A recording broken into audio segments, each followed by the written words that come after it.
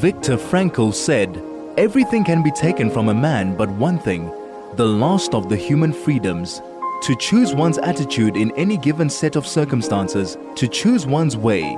This is Finding Human with Sue Jacksson. Stay tuned for the next hour as Sue explores the human psyche, what makes us tick, and how to live better, more fulfilled and more meaningful lives. Only on 101.9 High FM. Hello, this is Sue Jacksson, and my guest today is Smoky Harold Simon and his daughter standing by, Eliza Pellig, to help with Zoom, and I've got my grandson Joshua standing by to help me with Zoom. Welcome, Smoky. Before we start, I must just thank Joel Klotnick and Peter Bailey for suggesting that I have you on my program, and also for putting me in contact with you. And then Peter suggested that I read South Africa's 800, which is all about the Machalniks who went from South Africa to Israel in 1948. And it was quite amazing, I must admit. That book has just opened my eyes and everyone who's read its eyes. Hello, Smoky. How are you today? Hi. Shalom to you, Sue. It's a pleasure meeting you, and it's an honor to be on your program. Thank you so much. Thank God. I'm well. As you mentioned, I've reached the 100th birthday, and I truly have very much to be grateful for. I feel in good shape, and I have my wife Myra, who is sitting right by me at present as well. So we're all ready to give you a little narrative whenever you're ready. Great. Hello, Myra. I'm so pleased you're there. I actually saw a photo of you in the Nefesh Benefesh post that was on the YouTube.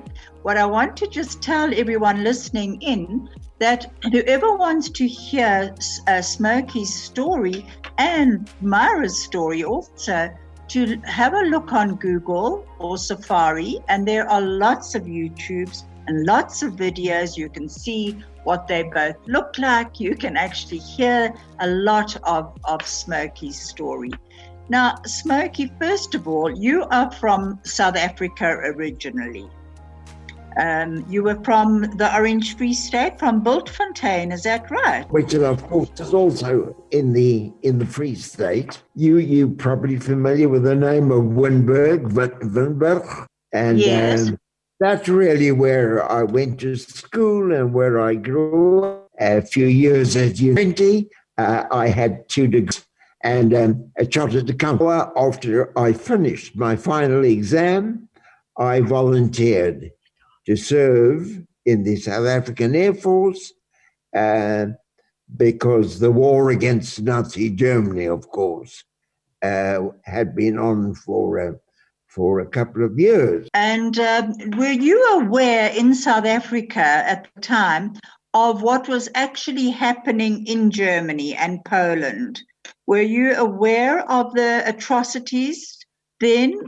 Is that why you joined up with the Air Force? Very much so. You may know that quite a large number of German Jewish refugees came to South Africa. They were quite a community. And in the course of my work as a article clerk in an accountant's office, I met several of them.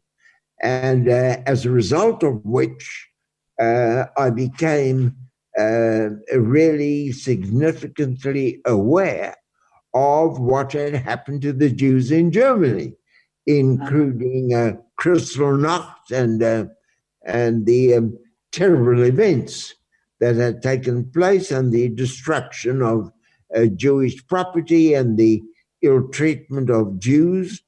And I developed a tremendous hostility for the Germans, and I made up my mind that I was going to volunteer to serve in the South African forces in the war against Germany. Thank you, Smoky. We're just going to advert quickly.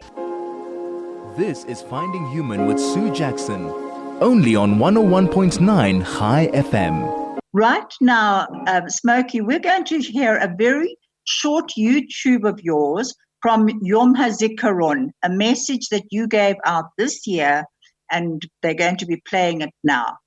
4,800 volunteers, known as Mahal, came from 59 countries to fight with their brethren in Israel's War of Independence, 1948 to 1949.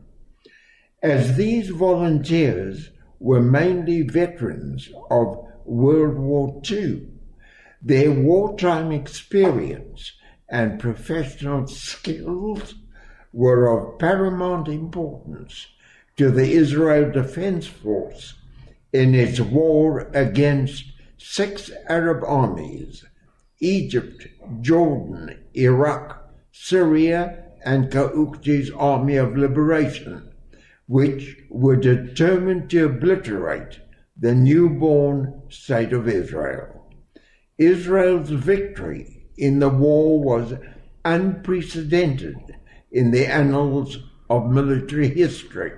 In the words of Prime Minister Ben-Gurion, the Mahal forces were the diaspora's greatest contribution to Israel's survival. And Yitzhak Rabin stated, "You came to us when we needed you most." The South African Jewish community can be justly proud of the South African component in the forces of Mahal. On this Yom HaZikaron, as in every year, we bow our heads and direct our thoughts to those wonderful Mahal volunteers who paid the ultimate price by giving their lives in defense of the Jewish people and the state of Israel. Yisrael High. This is Finding Human with Sue Jackson, only on 101.9 High FM. Hello, this is Sue Jackson, and I'm back with Smoky Simon, and you've just been hearing him talking about Mahal and at the Yom HaZikaron ceremony. And what I would like to just tell you is a bit about Smoky. First of all, Smoky helped found Israel's Air Force in May 1948. You were a co-founder of that in the new state. And you were Chief of Air Operations in the War of Independence. You were also a founder of World Mahal. Now, Smoky, we have a lot of mixed listeners, not all Jewish. So would you please just explain what Mahal is? Mahal is a Hebrew acronym. In Hebrew, it's Mitnadvei Chutz La'aretz. That's volunteers from abroad. So it's really a Hebrew acronym. Okay, and in the War of Independence, when you decided that you were going to Israel, did you decide on the spur of the moment that you were going to go, or what actually happened? Well, after World War II, like all other servicemen, I was rehabilitating myself. I established a small office as an accountant, and I was trying to carve a future for myself. And then we saw the war clouds gathering over Palestine. And the South African Zionist Federation did a magnificent job in getting in touch with Jewish ex-servicemen, urging them to volunteer to serve in the impending war. It was quite clear that there was going to be this confrontation between the Jews and the Arabs. I was engaged to my wife, Myra, at the time, and I decided that I'm going to volunteer to go to Israel. I had something to, and I told Myra that we would have to postpone our wedding until I got back. And then she informed me that she was also going to Palestine, which was a little bit of an astonishment to me. We decided then to get married, and really we didn't tell our folks that we were off to Palestine. We didn't want to have the family upset at the time of our marriage. I'm sure. So we were really in the very first group of South Africans organized by the Fed. As I said, they did a wonderful job. We're going to get back to that in a minute, Smoky. We've just got to go to advert again. I'm sorry. Okay. This is Finding Human with Sue Jackson, only on 101.9 High FM. I have got as my guest today Smoky Simon, who turned 100 in May. He is a legendary hero, first operations, the chief of air operations in the War of Independence. And until 1950, I think you said, Smoky, and you were on the first, you and Myra were on the first flight out of South Africa as volunteers, as mechalniks. Is that right? Correct. That's right. And so when you got to Israel, how were you welcomed, or were you welcomed? Well, it was rather interesting. We arrived on the 9th of May 1948, right in the midst of the British evacuation, because you will recall that Britain at the time was the mandatory power over Palestine. The mandate was due to terminate on the night of the 14th, 15th May at midnight. And there were hundreds of troops and military personnel, the British. We were a little bit concerned because the Fed asked us to deliver certain confidential papers to Ben Gurion, and these papers were hidden in Myra's underwear, and we thought if the British should arrest us and search, we might be in for trouble. Good heavens. They were so occupied with the evacuation process that we really got through without any difficulty. So they didn't search her underwear? No, they didn't search her underwear. That's amazing. Yeah. And the next day, the 10th of May, we're signed on for the Israel Air Force. And on the 14th of May, as you well remember, Ben Gurion declared the establishment of the State of Israel. Now, interestingly, the first Arab army to attack Israel was the Jordanian army, which had been supplied by the British, trained by the British, and led by the British. The Jordanian army attacked even before the state was declared on the same day. And the Air Force received an order from the Army to do a reconnaissance so as to report on the strength of the Jordanian army. And it was a very somber situation.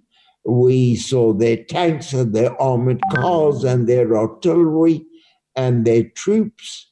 The Jacksson block had already been burnt down to the ground.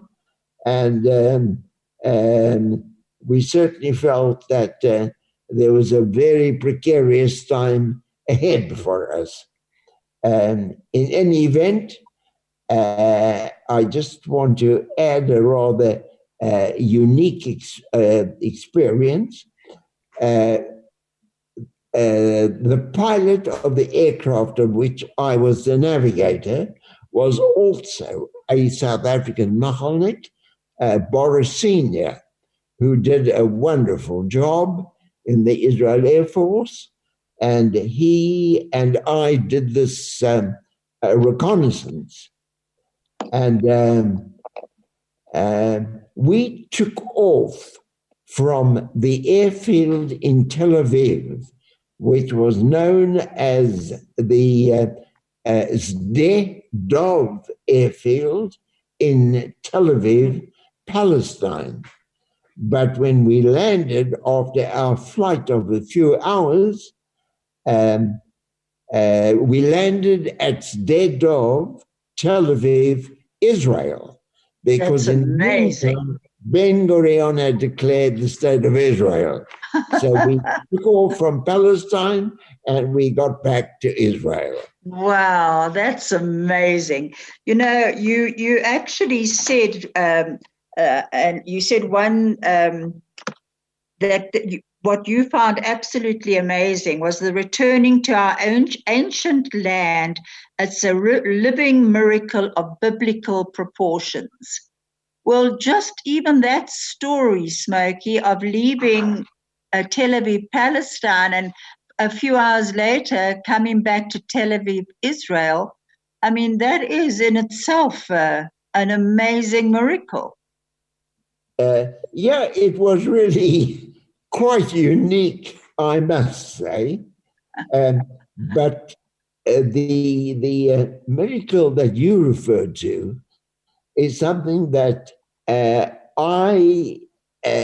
try to urge my fellow Israelis with all the problems that are ahead of us to remember that this was the greatest, that when you think of an ancient nation returning to its ancient land after 2,000 years is an absolute miracle. And so we have the privilege of living in that miracle. And sometimes when we feel a bit overwhelmed with the problems, we must never forget that we are living in a miracle of biblical proportions. You know, those words are so wise, to tell you the truth. I actually wanted to ask you, you had gone through World War II as in the Air Force, then into the Israel Air Force. There must have been many times when you were very afraid. How did you actually cope with your fear?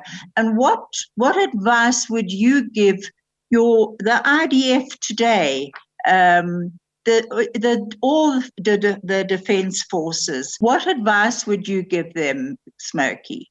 I was really very fortunate in one respect.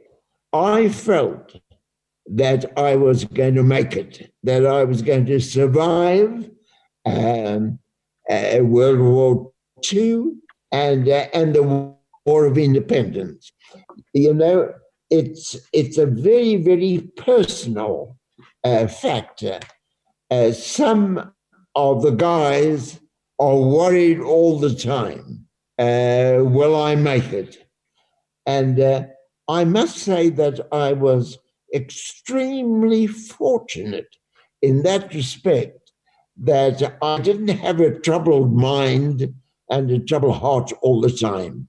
I knew, of course, the risks involved, but if I had to give anyone a little bit of advice in that respect, and I would say, look, life is really a series of challenges, whether in the civilian sphere or in the military sphere, as long as one feels that you are doing your best to make a significant contribution.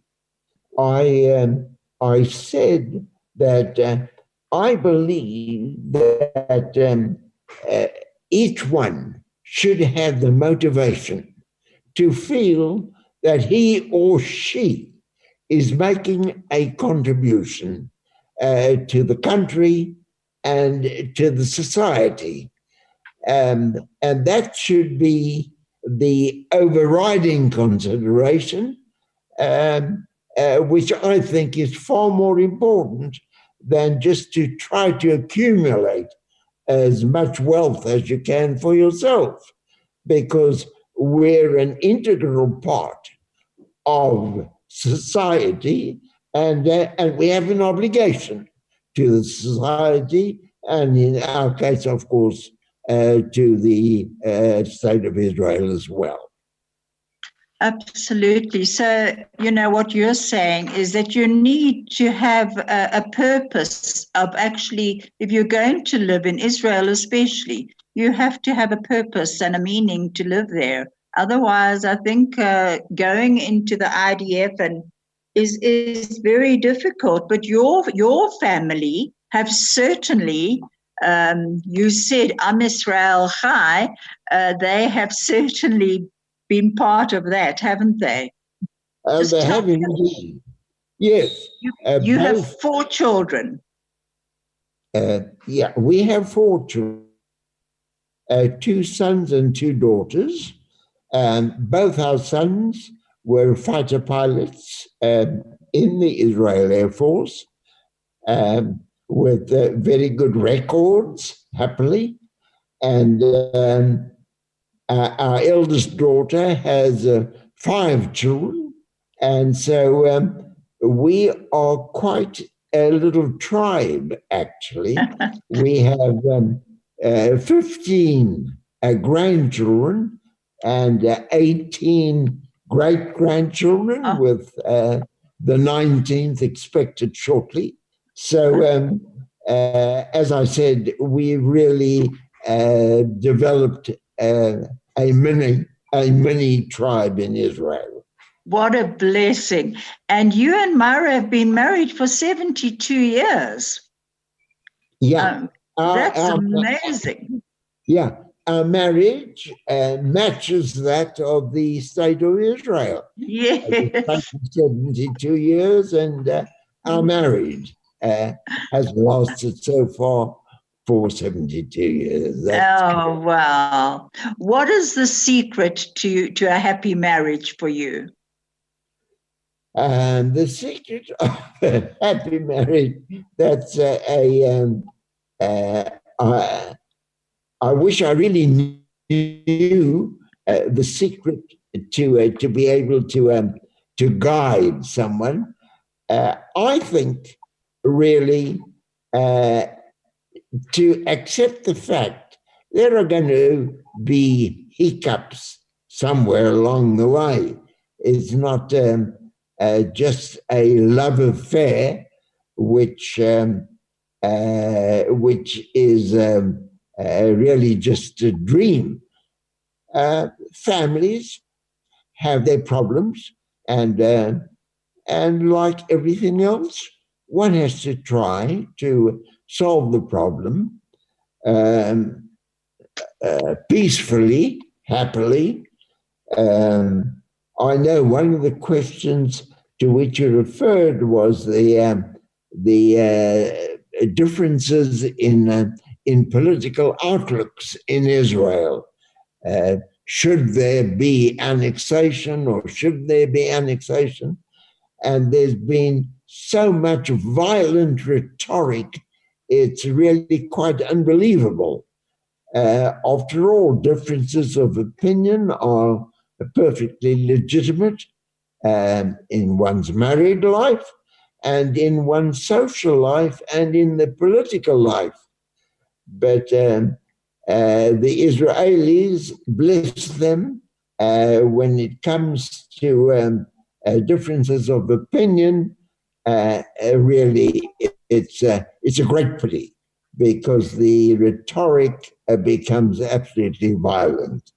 And that is why a lot of people have lost respect for politicians as a result of their behavior. And you've certainly seen a lot of politicians in your lifetime, and you've also seen a lot of prime ministers, Israeli prime ministers, presidents and prime ministers, haven't you? Indeed. You know, and when one thinks of the stature of men like Ben Gurion, you know, when he declared the state of Israel, I've asked myself maybe hundreds of times, how did he have the courage and the inspiration to declare? He challenged fate. The future of the Jewish people and the newborn state, the courage that man had, I believe it could only be a divine inspiration. He knew that there were 6 Arab armies that were ready to obliterate the state of Israel, and yet he declared the state of Israel. And then you have Menachem Begin, for whom I had profound respect. The man's wisdom and his courage and his morality. And so we've seen Levi Eshkol, who wasn't a very colorful prime minister, but a wonderful man. He established kibbutzim and moshavim and whatnot. He really contributed enormously towards the development of the country. So it's been very interesting seeing the different prime ministers, the leaders of our country. And of course, we're always hopeful that the leadership be competent and successful, especially knowing that we are really facing some very, very critical situations. Difficult times. Never lose hope and never lose our confidence. That's a wonderful message. We just have to break for an ad break again. High FM, 101.9 megahertz of life. I'm back with Smoky Simon.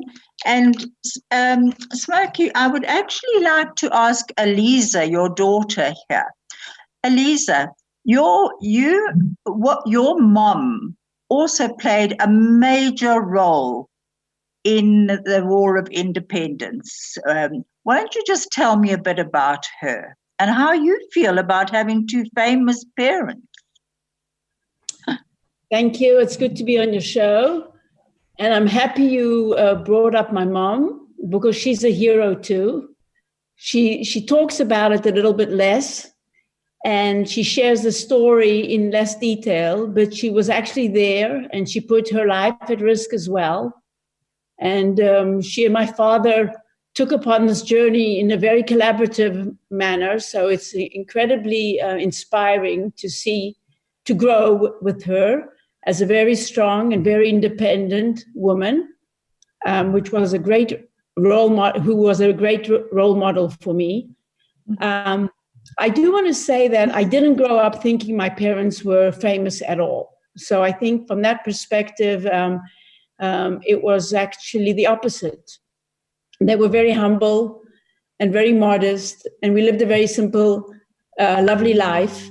So I think a lot of the celebrity experience that my parents and my dad especially are enjoying now are luckily in the last decade, so he can really enjoy and get a reward for what they had done 60 and 70 and 80 years ago.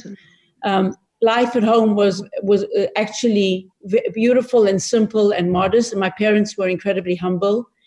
And I really don't even know much about the stories. I've learned in the last decade, like many other Israelis, the origin of the Israeli Air Force through his speeches. And he really picked it up only in the last 10 years or so. It was almost like the best kept secret. It was really undertold and over silent. And we never learned it at school. Most of my friends and my colleagues have never heard of Machalniks. And it was sort of a well-kept secret. And my dad, for his entire life, or I should say his adult life, for the last 50 years, has been the chairman of World Machal, really trying to keep the story alive and telling it more broadly. And luckily, momentum had picked up about 10 years ago. And he's gotten many, many opportunities and lots of stages on which to tell the story. And he's given lectures in multiple countries around the world and on TV and radio like today, and living rooms and lecture halls to youngsters and to adults and new recruits into the army and the new Machalniks. Every generation, every new recruit group that comes in these years, Smoky addresses them personally. He's given lectures in high-tech sectors, new Olim, old Olim, commanders of Air Force, police, etc. So it's really been, I'm so happy that over the last 10 years, the story has gotten tremendous coverage finally. And it certainly is a story that has to be told. Just going back to your mom, she was a meteorologist in the South African Air Force. So when she got to Israel, she also went straight into the new Israeli Air Force. Is that right? Yes, she went in the same day as he did. They signed up the next day. Two youngly married couple. They couldn't speak the language. They show up in the Middle East on the 9th of May. They sign up for the army on the 10th of May, and the war starts 4 days later. My dad speaks a lot about the military activity and battles and challenges. They speak very little about their private life, which is probably as amazing too. They were 3 couples living in one apartment, living on food rations, having communications with their parents through letters that went back and forth every few months. By ship. Or by plane, but they were, by the time they left the country and by the time they landed, and they were in some mailbox in the South African Federation in Johannesburg until they were got into the family. So it was really hardship. I think of the youngsters today who live in different countries of the world in peace times, and we've got email and we've got Zoom and we've got WhatsApp and we've got chats and we can talk for free. And they were in a war zone, living in dire straits, in eating with food stamps and communicating with their parents very, very seldom, no visitors, no exchanges. I think the human toll and the personal toll and the emotional toll must have been huge. And I think they tend to take that for granted and ignore it, where I think it's actually quite admirable. I do too. And then you were in the IDF as well. Right. When you were there, did you know anything about your dad and your mom's past then? Was anything said to you? Oh, yes. We absolutely knew. We knew they were in the Air Force. We knew they were volunteers. A lot of their friends were from the Machal days. So we knew it was a big piece of their life, and it was also quite a big piece of ours in terms of Independence Day celebrations and Yom Ha'atzmaut, and the whole Air Force connection, and my brothers going into the Air Force. So we knew we had an incredibly strong tie to the Israeli Air Force, and that my parents were the founding members. But I didn't know the actual story, how they got here, how they smuggled the aircraft, how they built the first squadron, how they did the first attacks, what helped liberate Israel and stop the Egyptians and stop the different battles that happened on different fronts, and how these a few thousands of saint people who came from all over the world helped to build the army. I think the Israelis grew up thinking that was obviously one more story of the great Israelis. And I think just the story of the volunteers was a little underestimated, totally underestimated. And that's what shifted in the last decade for us, that we know how pivotal it was. We're going to ad break. Thank you, Eliza. That was so nice hearing from you. We're just going to ad break. This is Finding Human with Sue Jackson, only on 101.9 High FM. Hi, this is Sue Jackson, and I'm back with Smoky Simon. Smoky, I wanted to know about the Michalniks. I think there were 5,000 Michalniks in the War of Independence. Is that right? Yeah, there were 4,800 who came from 59 countries. The Air Force, the flying personnel over the period of the war, there were 426 Machal flyers, which included 84 non-Jews. 20% of the flying crews were non-Jews. And at this moment, I'll tell you of a lovely, ironic story. There was a guy by the name of Gordon Levitt, and he put it this way. He said, here, I find myself a non-Jewish Brit flying in the Jewish Air Force, serving in the Jewish Air Force, flying a German Messerschmitt plane, smuggled out of Czechoslovakia by Jewish and non-Jewish volunteers. And you know, in that sentence, he really wrapped up the story beautifully. Oh my word, that's amazing. Yeah. And then just tell me, I remember reading something about a Butch Ben-Yok. Tell me about Butch Ben-Yok. Yeah, he was a South African Machalnik. He was really an Anglo-Afrikaner in his background, and Ben Gurion put out a proposal that people living in Israel or serving in Israel should adopt a Hebrew name. So there were 3 South Africans in the Air Force. They were members of flying crews. And one of them said, okay, I'll take the name of Benzine. And another guy said, I'll take the name of Ben Gatkus. And this non-Jewish guy said, I'll take the name of Ben Yok. And that's how the story came about. And through the years, have you kept contact because of being so involved and being one of the founders of the World Michalnik? And are you still as involved with all the Michalniks? Because I really... Are you still the chairman? I'm still the chairman of World Machal, and I have wonderful secretarial help when I need it. And every year we have a very moving a ceremony on Yom HaZikaron to respect the Machaniks who gave their lives. And we have very interesting people who attend our service. And most of the Machaniks have really passed away. There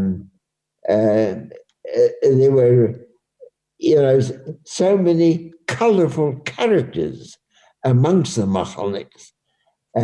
They came mainly from the United States and South Africa and Britain and Canada, the flying crews I'm referring to at the moment. And we really, the one sector which is active is the American Mahal in New York. They have, of course, everybody has become quite old, but there's some very wonderful volunteers, and they have some younger members who keep the office going.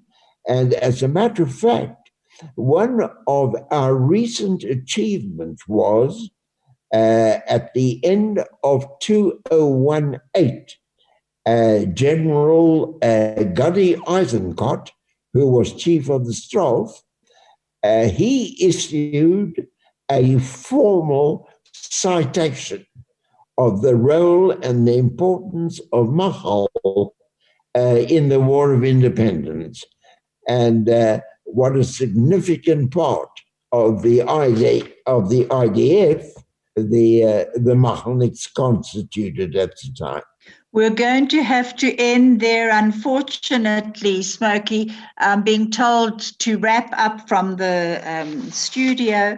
It's been wonderful speaking to you. I would like to just say, in my father's logbook, at the end, he had a little poem, and it was written by an airman, McGee, and it says, "I've topped the windswept heights with grace, where never lark nor even eagle flew, and while with silent lifting mind I've trod the untrespassed sanctity of grace, put out my hand and touched the face of God."